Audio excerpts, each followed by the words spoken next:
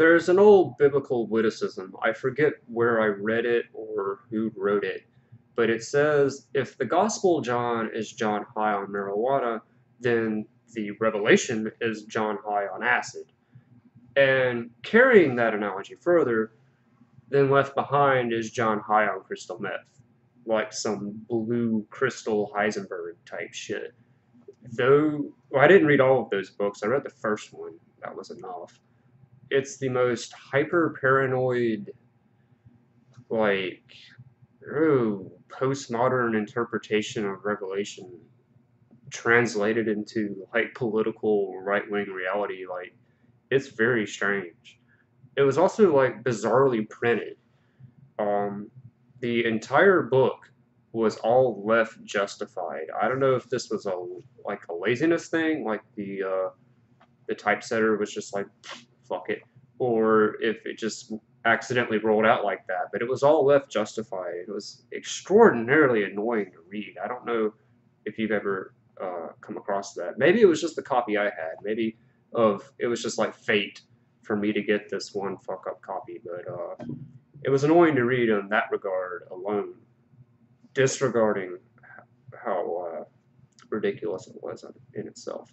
But to be fair, I read that book about 8 years ago, and I don't really remember much about it.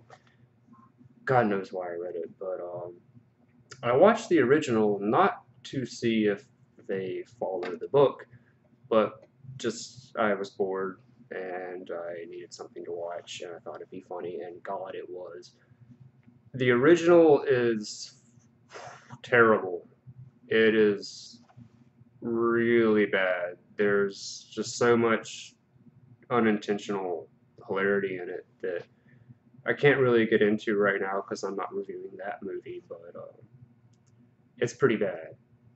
So I heard about this new Left Behind, the remake, because apparently the time scale of the Armageddon that the original predicted didn't come to pass. Apparently it's a geological time scale instead of the one they hoped for in the original. So they had to reboot it to remind us that we're all bad, we need to go to church. So I heard about the remake, and of course it has Nicolas Cage in it. That's like the big thing about this movie. And I had to see it because it's Nicolas Cage. I mean, come on. The most hyper overactor freak out artist in this melodramatic, over the top plot, zero character development kind of crap meshed together is that's a beast I have to see, and I have to see it in the theater. So I coughed up 750 and I went and saw it. Saw it a couple nights ago. It was like a Tuesday night.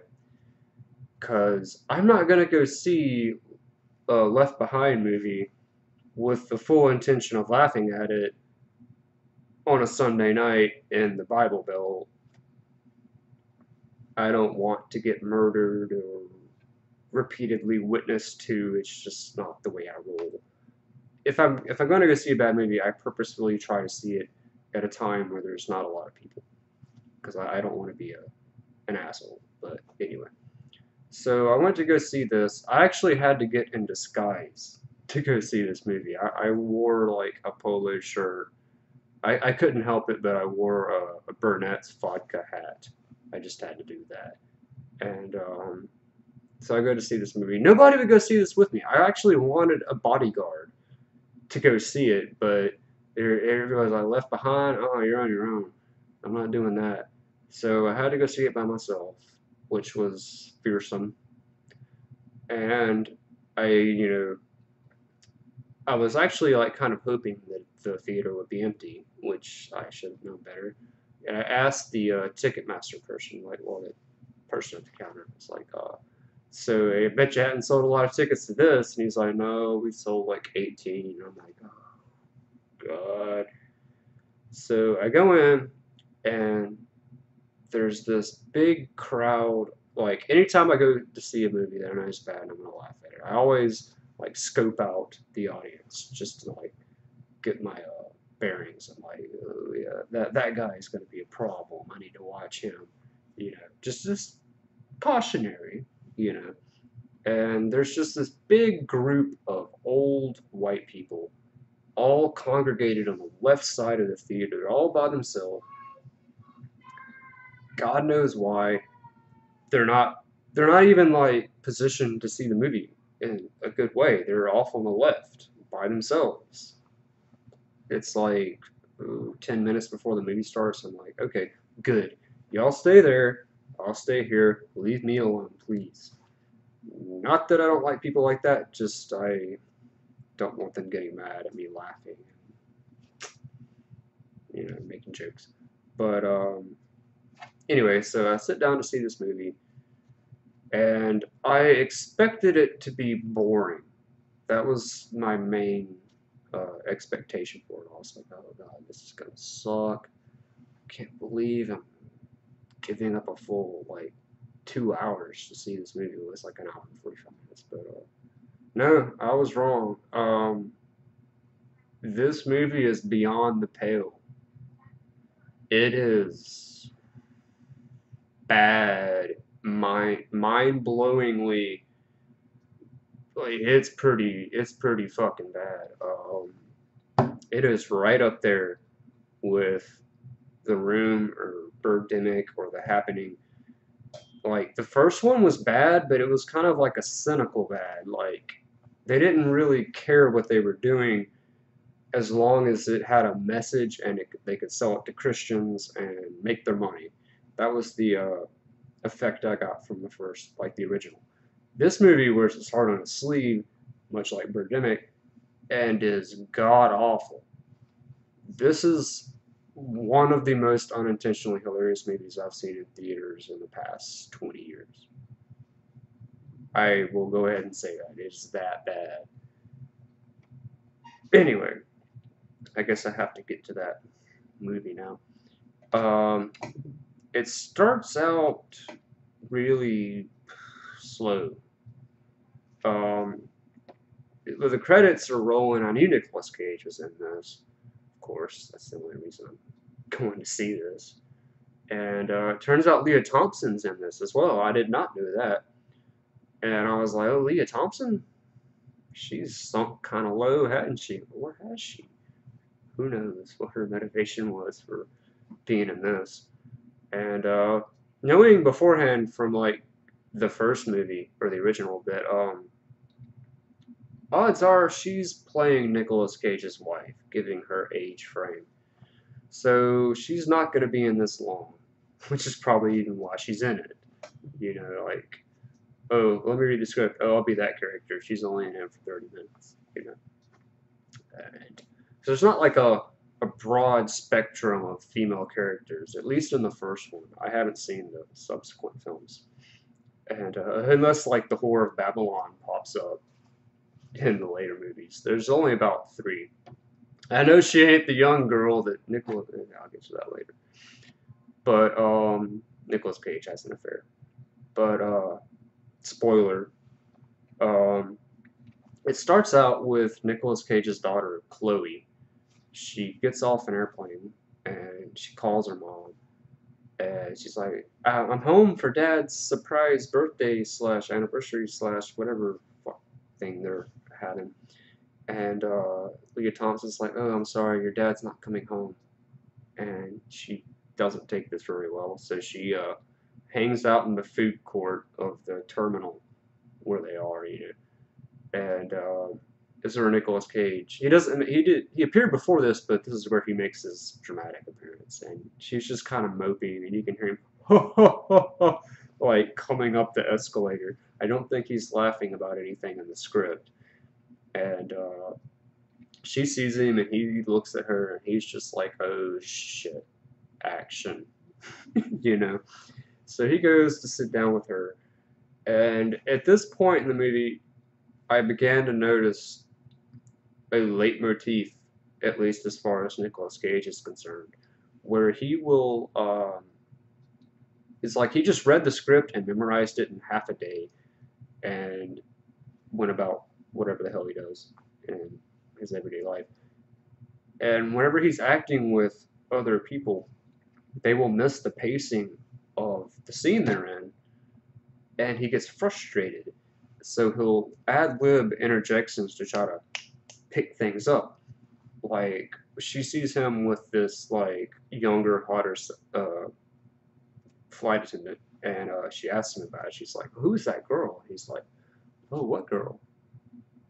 What girl?" Like, come on! It's very apparent, and it happens a lot. Just get used to that. And so they have the little thing. She wonders why he's not wearing his wedding ring. He's like, "Oh, I never wear it when I fly," which that's bizarre protocol for airlines. I don't know. Anyway, I forget the exact timing of this, but at some point, Buck slash Cameron Williams appears. I think he was Buck in the original, but I'm not sure. And he is the investigative reporter who goes to disaster sites. He's kind of like Vicky Vale from Batman. I don't know what you're doing investigating a disaster like Hurricane Katrina or something, unless you're like this atheist investigator, which I would not put past this movie. But he gets off from some tsunami mudslide thing, and pretty quickly he gets accosted by this crazy-eyed woman who's like, "You went over there, and there was that flood thing. That's from Daniel 7. The end times are here." And she reminded me of the woman in the mist that just kept doing all that crazy shit. In fact, the Left Behind movies, or at least the two I've seen, are very weirdly um, similar to like bad Stephen King movies. I don't know why, they just are. But so he's just kind of like taking this. He's like, when are you gonna be done? Chloe, on the other hand, gets a fire up her ass, comes up in there, and she's like, well, why didn't God? What kind of God would kill little children in the flood? And why did God kill all these people? And they have a little thing, and the crazy eye woman leaves, never to be seen again, because I guess she got raptured. But Chloe goes to sit down and mope some more, and Buck comes to talk to her because she's hot, which she is. And he's like, "Yeah, I can tell you rehearsed that. You had your answers already plotted out in your head, almost as if this was a script."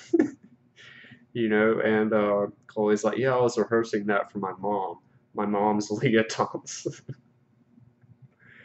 Anyway, she talks with Buck, and just to give you a general feel of how the dialogue is in this movie, Buck like asks her what her name is, and she is like, "My name is Chloe Steele, but my friends call me Chloe." You know, because I thought your friends called you your full formal Christian name. Where that, uh, uh, that's like small peas. And so they're talking, and Buck tells this story that is like almost straight out of the Brothers Karamazov. I don't know if this is supposed to be a joke. I don't think it is. I don't know what kind of emotion they're trying to get out of me.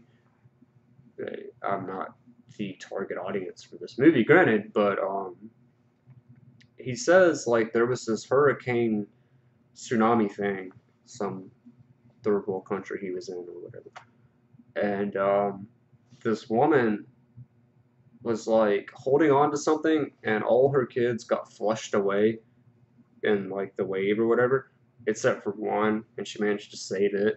And it's like the next day she thanked God that he saved her and her kids. And Chloe's like, why did she thank him for the others that he killed? And he's just like, no, she didn't get a chance. Mudslide the next day. And that's just about the darkest joke I can come up with. Like, am I supposed to like sigh like that Full House, oh, kind of thing at that? That's a fucking joke, okay? Anyway, I'm not gonna try to get too wrapped up in this. I'm gonna try to just do the highlights and be done with it. Um, basically after that, after her, he establishes a flirtation kind of thing with Chloe and gets her number for plot reasons, not for sexual reasons, of course. There's really only kind of two plots. There's the airplane plot with Buck and Nicolas Cage, because of course Buck gets on the same fucking plane. And the Chloe plot where she's like on her own. Leah Thompson doesn't have a plot because she gets raptured pretty fast. She got her check and raptured the hell out of that. Um, I think I'll start with the plane plot first because it's in the original the rapture on the plane. Like one of the main reasons I wanted to go see it was the rapture because I knew it was gonna be funny. And the rapture on the plane isn't that funny, but anyway, there's this like motley crew of characters. Like most of the characters in this movie don't really get developed. It's like a Polaroid. Like you get a Polaroid of the character, and you gotta wait like an hour and a half for it to develop, and by that time the movie's over. Like they're all just one-dimensional people. There's like the hot girl that has the drug problem. Not clear what drug it is. When the rapture happens, she says, "Oh, I'm having a bad trip," and then she goes and pulls out some white powder that looks like cocaine, but she has track marks, so maybe she's on all three. Of course, you're having a bad trip. I don't know. There's a Muslim. He takes an immediate liking to the hot girl, and he doesn't fucking get raptured. Guess what? You know, uh, there's a pissed off midget.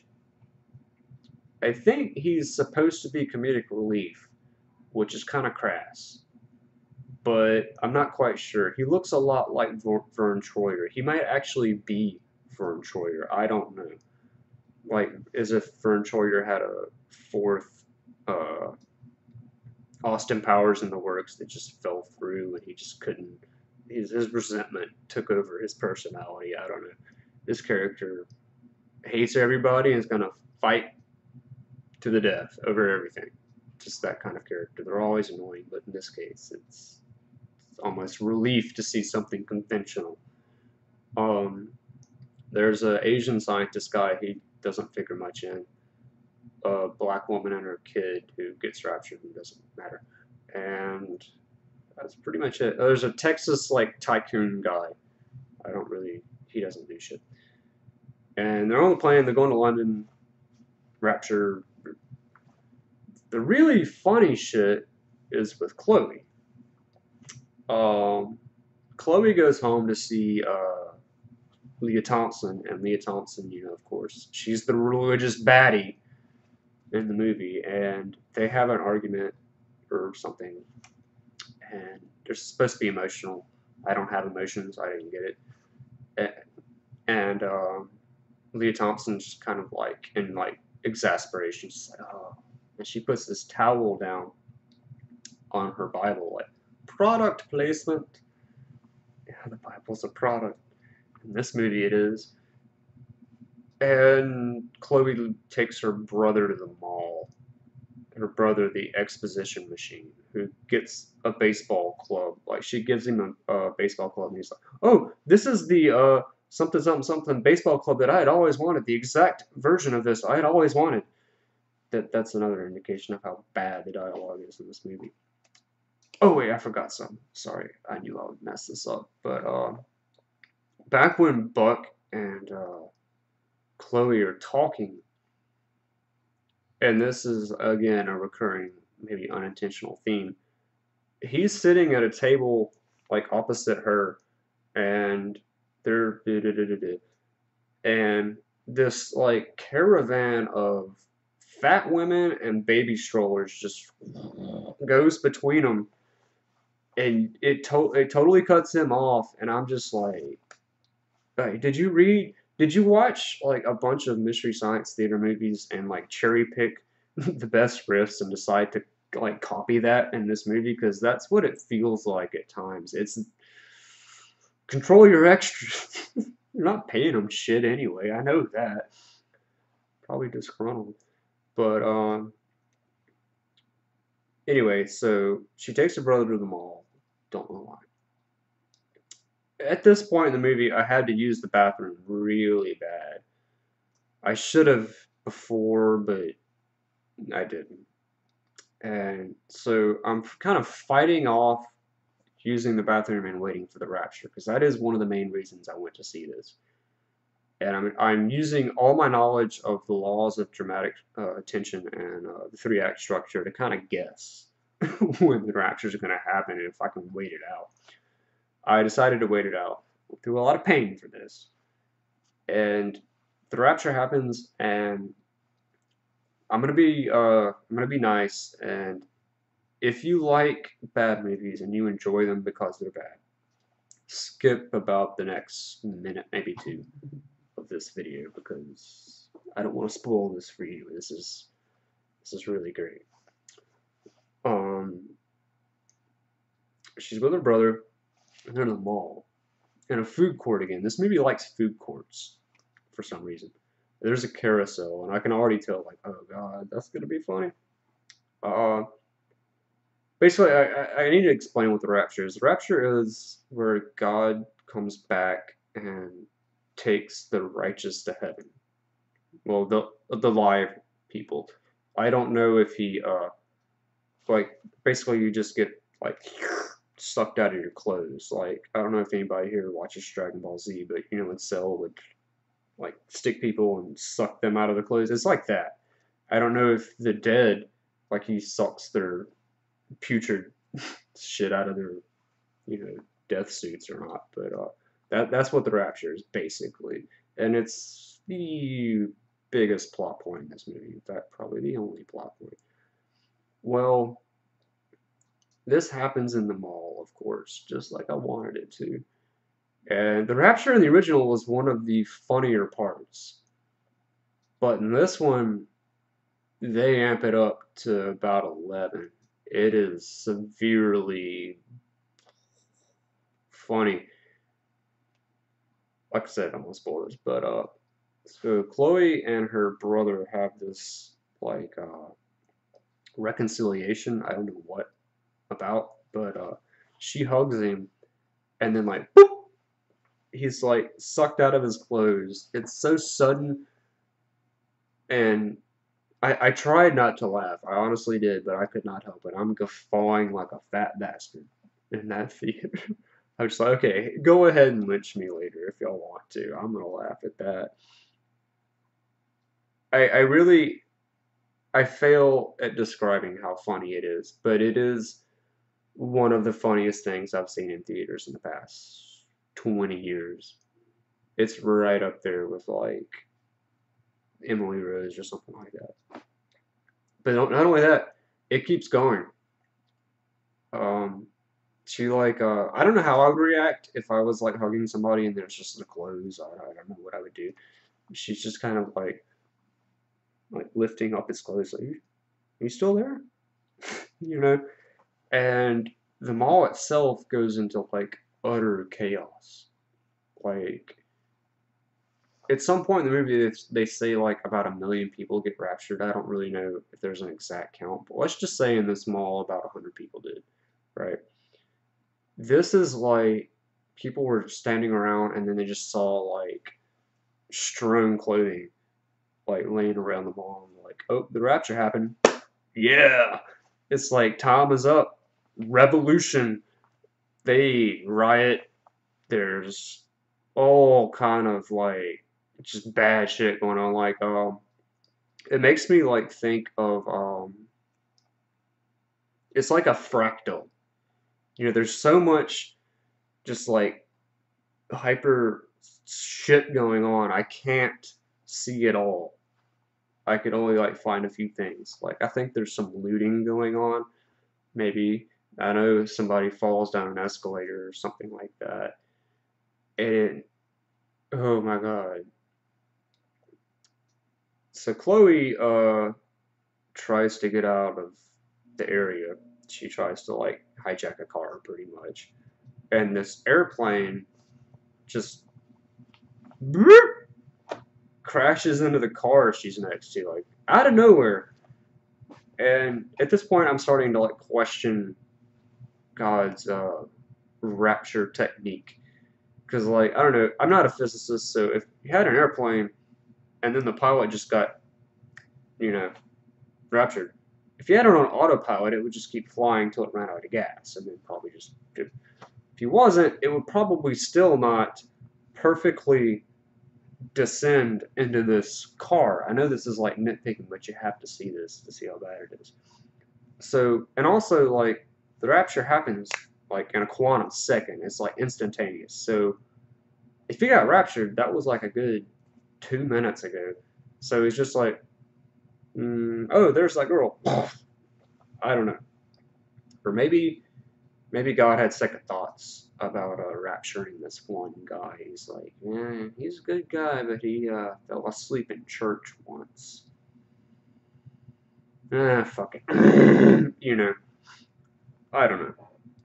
Of course, it doesn't hit her. She survives the explosion like 2 feet away, and she starts walking down a bridge where there's these two people in a moped that like careen by her, and they just like they grab her little purse thing that she has, and she's like, "Oh no!" And then this bus, like a school bus, just like goes over the bridge, like it's like a double decker, like above her, like and goes into this like creek thing. It's like all the kids are raptured, like bar none. There's a chronological limit to the rapture. If you're like under 10, you get raptured regardless. And so like again, was the dude driving the bus like raptured and the bus just kept going? And then like Maximum Overdrive took over and decided to crash the fucking thing? Or like was he not raptured and he filed a rapture appeal? I guess like started praying like please God. I don't know. Uh, that's kind of what the most part is. Oh, she walks by she's walking on the street and she passes by a sign. It's like the end is near, and it shows like all these clothes. And I'm like, oh, Rorschach got raptured. Didn't fucking see that coming. Thank you, Left Behind. You gave him some redemption that Watchmen could not.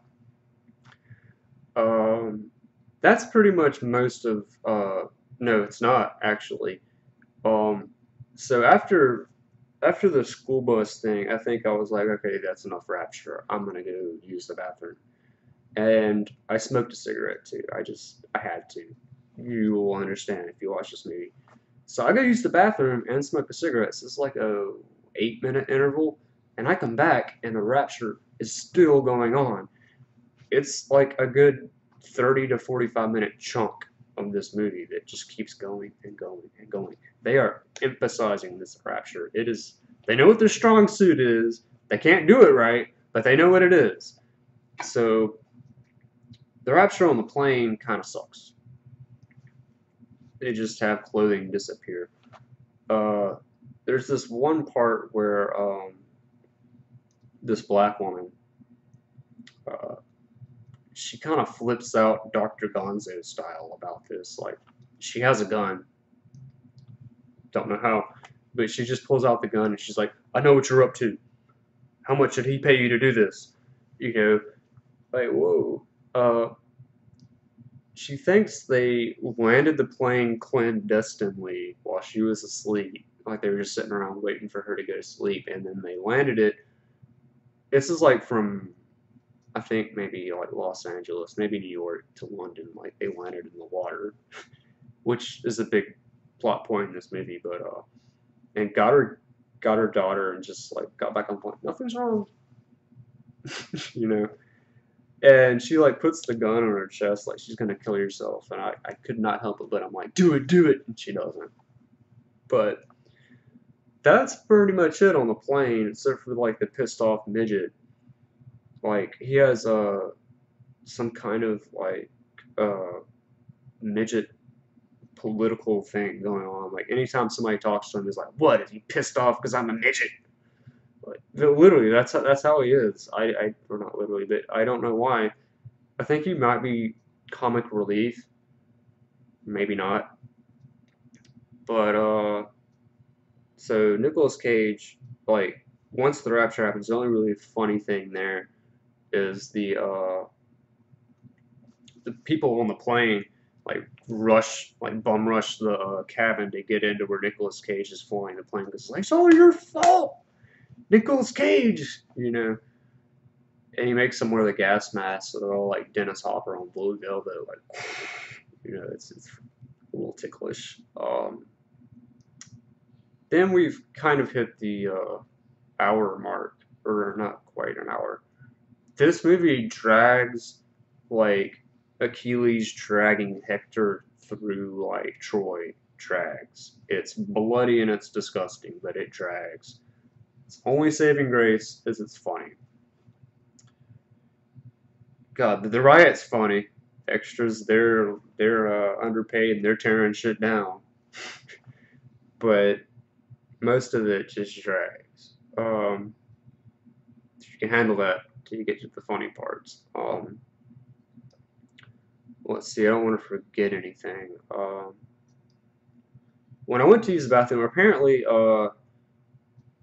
there was a near miss. Like a plane got raptured, like the guy flying it, and they near missed the plane Nicolas Cage is on. I don't know. But they start leaking fuel out of the wing. So Buck, the investigative reporter, he's going to tell you that about 20 times. Uses his satellite phone, which he's very proud of, and he also likes to say that a lot. Like he Googles an airport because they can't land anywhere because people don't fucking want them, I guess.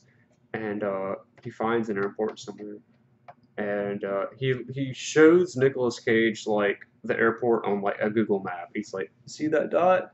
That's where we gotta land." And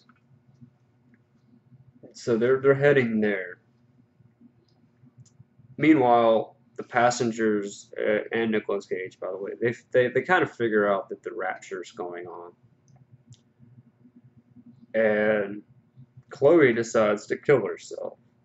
So she walks across the Golden Gate Bridge. Like this movie is geographically weird. I can't figure out where any of it is. There, for once, I'm gonna complain about location cards. There's none, so I have no idea where any of this is. Who knows? And she climbs. She goes halfway across the Golden Gate Bridge, and she climbs this thing, and she's gonna jump off.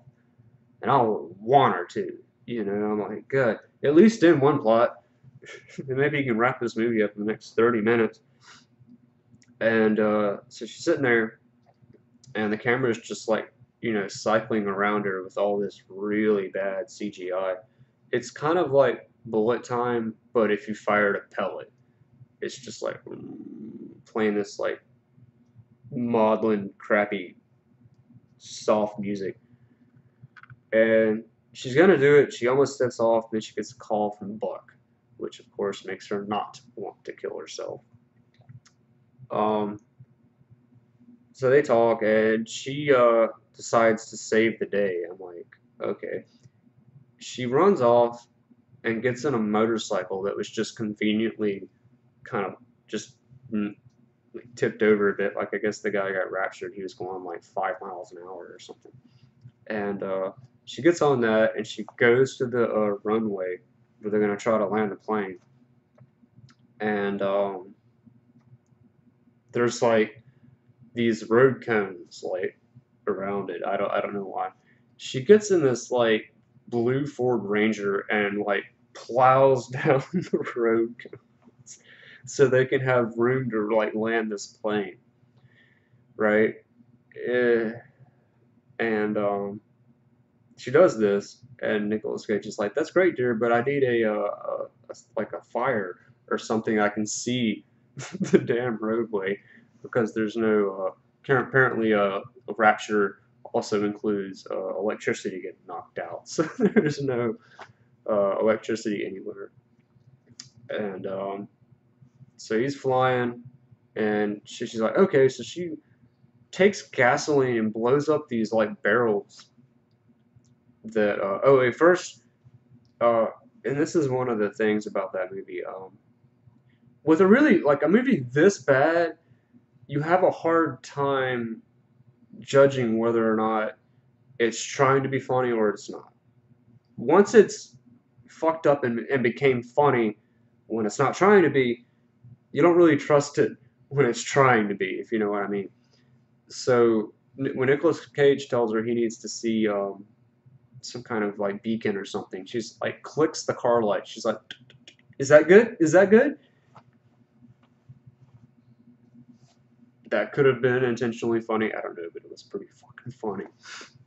Um, so she blows up these barrels of gasoline, and it shows Buck and Nicolas Cage like looking out over this horrible like CG Los Angeles or whatever. This just like wasteland. Shit went bad fast. I'd like to have seen that instead of the plane crap, but anyway. And they see like this little explosion, like like, oh, that's her. Let's go land there. Yeah, let's go land where the fucking explosion was, and hope your daughter didn't kill herself like she was gonna do. And so the plane comes and hops over the explosion and clips a barrel that blows up needlessly later.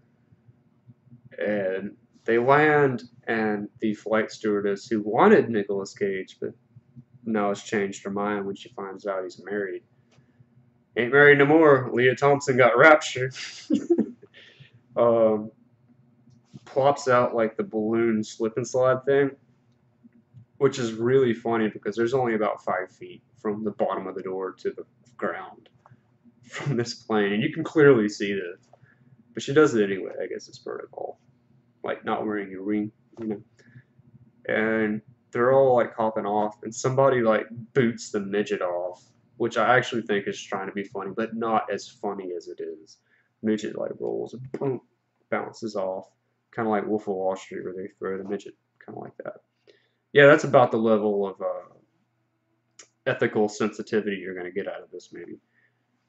And so Chloe meets her dad. They hug, hold hands, and they're like, "I think it's the end of the world." And he's like, "No, this is just the beginning." Uh, you got some high hopes for a sequel with this. Overall, I was mainly like sitting around waiting for the Antichrist, which was like the cherry on top of the original. He never appears. In fact, I'm like looking at my cell phone at the time, like, God, you're like an hour into this, and I haven't even seen the Antichrist. How are they going to fit him in? I guess they're doing that Hobbit crap, or they're going to make 3 movies out of the first book. I don't know how the books factor into how they're going to make these movies, but mm, it is. I can't emphasize enough how bad it is. It is extraordinarily bad. I did not expect it to be as bad as it is, or as funny as it is. I thoroughly enjoyed it. In fact, by a certain point, I stopped caring whether or not I was laughing out loud. And I don't know what caused this, but by about the last act, the old white people behind me started laughing at things that weren't meant to be funny, at least as far as I can judge. So maybe that could be your gauge for how bad this is. They Christian, like right wing Christian people who wanted to enjoy this came to see it and then wound up laughing at it. That's how bad it is. Perhaps I don't know. I recommend it. It's funny. If you love bad movies, this is a once in a decade bad. It's right up there with Dungeons and Dragons and The Happening, The Room, Birdemic, all that. It's that bad. Shit you not. So anyway, I'm gonna end this because I'm done talking about Left Behind. But hope you enjoyed this, and I'll go see another bad